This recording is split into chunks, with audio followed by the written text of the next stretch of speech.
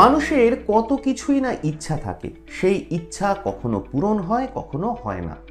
অনেক সময়ই আসে বহু বাধা বিপত্তি। সেই সময়ে আমরা ভগবানের দ্বারস্থ হই, তার কাছে গিয়ে প্রার্থনা করে নিজের মনের কথা জানাই।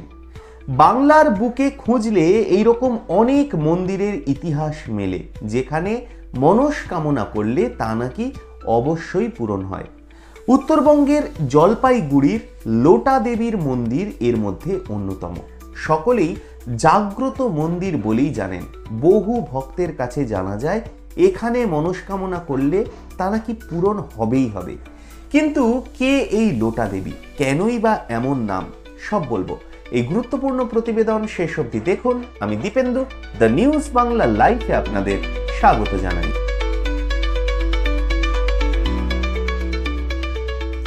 জলপাইগুড়ি জেলার মধ্যে দিয়ে বয়ে চলেছে সুন্দর করলা নদী, যে নদীর সৌন্দর্য পর্যটকদেরও আকর্ষিত করে।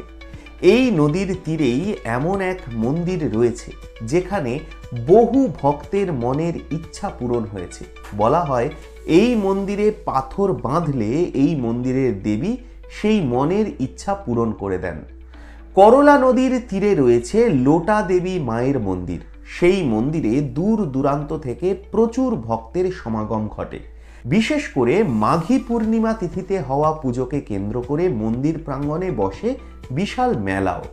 কথিত আছে মন্দির প্রাঙ্গণে যে পুকুর রয়েছে সেই পুকুরের সামনে বিবাহযোগ্য কন্যার পরিবার ভক্তি ভরে প্রার্থনা করলে নাকি ঘটি বাটি পাওয়া যেত। আর সেই থেকেই লোটা দেবীর এমন নামকরণ।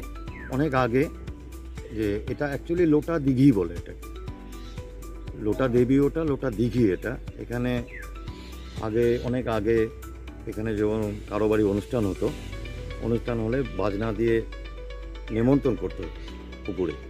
নিমন্ত্রণ করার পর বাসন উঠে থাকতো, যার জন্য এটার নাম লোটার জন্য। এটা অনেক আগে, আমরা দেখিনি, শুনছি। মাছ তো প্রচুর ছিল এখানে। নদী এদিক দিয়ে ভাঙার পর একবার এটা বন্ধ হয়ে যায়।